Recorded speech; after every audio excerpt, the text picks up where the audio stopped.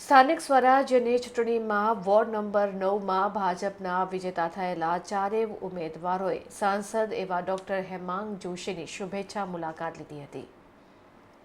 સ્થાનિક સ્વરાજ્યની ચૂંટણીમાં ઐતિહાસિક વિજય મેળવ્યા બાદ વોર્ડ નંબર 9ની પેનલે વિકાસના સંકલ્પ સાથે નવી ઇનિંગની શરૂઆત કરી છે. આ વિજયના ઉત્સાહ વચ્ચે વોર્ડ નંબર 9ના ચારેય વિજેતા કાઉન્સિલરોએ વડોદરાના સાંસદ ડોક્ટર હેમાંગ જોશીની શુભેચ્છા મુલાકાત લીધી હતી. દિવાળીપુરા સ્થિત નવી કલેક્ટર કચેરી ખાતે આવેલા સાંસદ કાર્યાલયમાં આ મિલન યોજવામાં આવ્યું હતું. વડોદરાના લોકપ્રિય સાંસદ ડોક્ટર હેમાંગ જોશીએ વિજેતા ઉમેદવારોનું ઉષ્માભર્યું સ્વાગત કર્યું હતું. તેમને વોર્ડ નંબર 9ના યુવા અને ઉત્સાહી કાઉન્સિલર શ્રીરંગ આયરે, પરેશ બ્રહ્મભટ્ટ, સુરેખાબેન ચૌહાણ, દક્ષિતાબેન રાયને જીત બદલ અભિનંદન પાઠવ્યા હતા.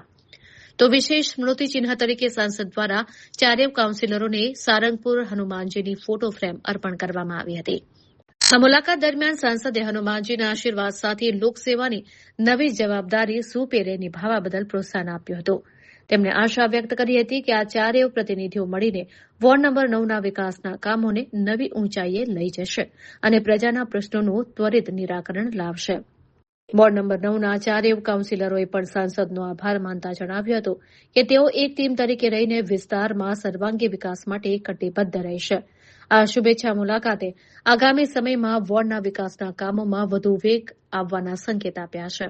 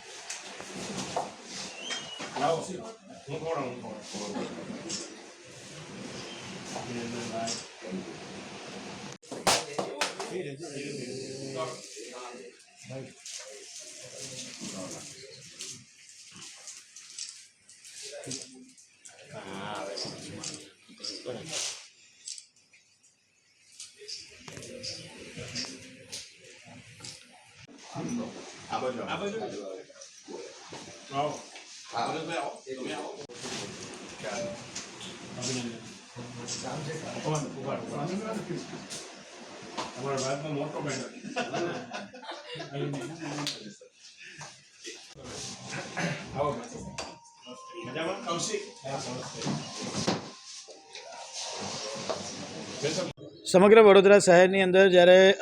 થોડાક દિવસો પહેલાં જ્યારે વડોદરા મહાનગરપાલિકાની જ્યારે ઇલેક્શન હતું અને એ ઇલેક્શનની અંદર જ્યારે સમગ્ર વડોદરા શહેરની અંદર ભગવો લહેરાયો છે અને તમામ સીટો પર 6 સીટોને છોડતા તમામ સીટો પર જ્યારે ભારતીય જનતા પાર્ટીનો ભવ્ય વિજય થયો છે ત્યારે અમારા જે વોર્ડ નંબર 9 છે અમે ચારેય ઉમેદવાર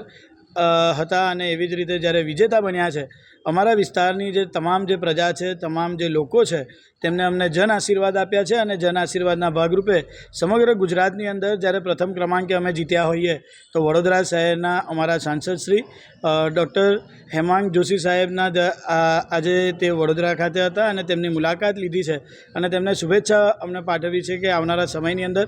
વોર્ડ નંબર 9 ફક્ત ને ફક્ત વિકાસની દ્રષ્ટિએ, સેવાકીય દ્રષ્ટિએ આગળ વધે તે એક જ હેતુ સાથે તેમને આજના દિવસે અમે શુભેચ્છા મુલાકાત કરી છે અને તેમને પણ અમે વચન આપ્યું છે કે વોર્ડ નંબર 9ની અંદર